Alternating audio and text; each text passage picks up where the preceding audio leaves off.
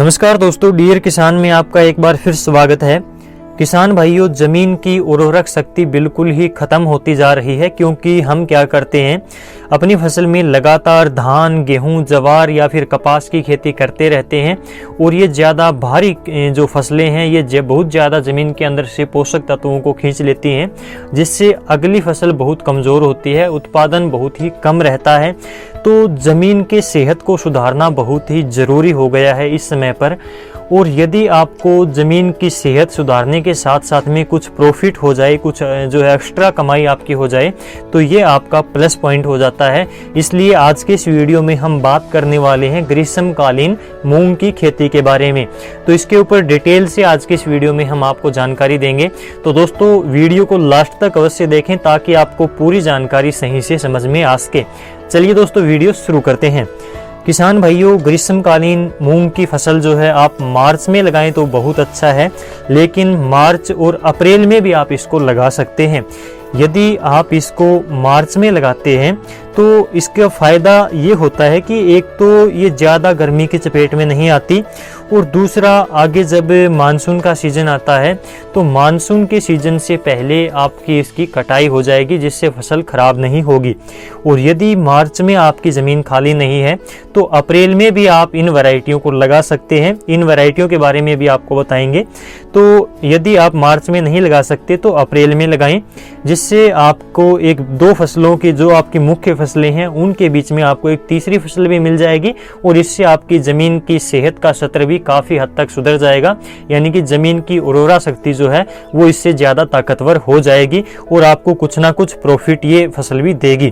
तो इसके बारे में सबसे पहले हम बात करते हैं कि इसकी कौन कौन सी वैरायटियाँ सही रहती हैं।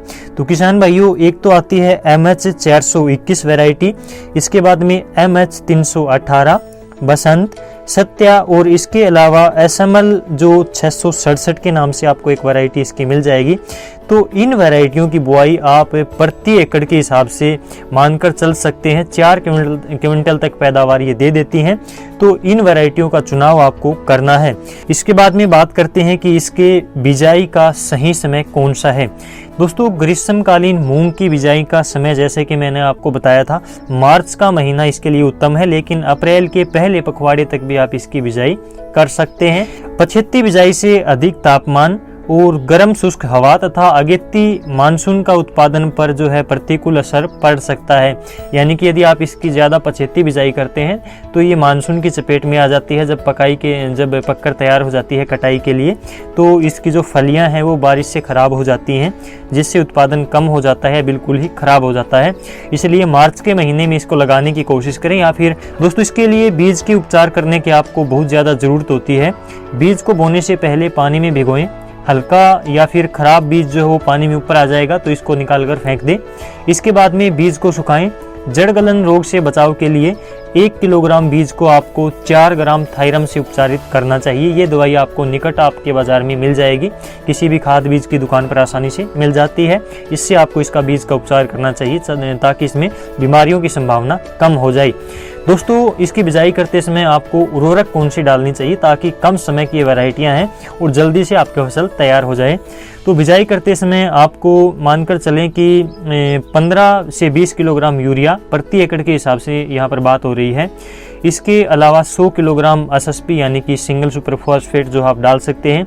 यदि आप SSP नहीं डालते हैं, आपको DAP डालना है, तो DAP आप जो है 30 किलोग्राम के आसपास 1 एकड़ में डाल सकते हैं। तो दोस्तों, ये हमने बात की कि आप ग्रीष्मकालीन मूंग की खेती किस प्रकार से कर सकते हैं, कौन से वैरायटी का चुनाव आपको करना चाहिए, इसके क्या फ़ायदे हो सकते हैं, बीज उपचार आप किस प्रकार से कर सकते हैं, और इसके नीचे जो है किस प्रकार से कौन सी खाद कितनी मात्रा में दे सकते हैं। दोस्तों, यदि इसके अलावा भी आपका कोई प्रश्न रहता है तो नीचे कमेंट बॉक्स में आप पूछ सकते हैं।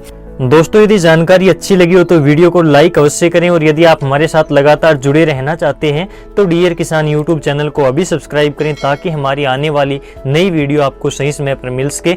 चलिए दोस्तों, आज की वीडियो में बस इतना ही। मिलते हैं आपसे अगली वीडियो में कोई नई जानकारी और नए टॉपिक के साथ। तब तक के लिए नमस्कार, जय हिंद।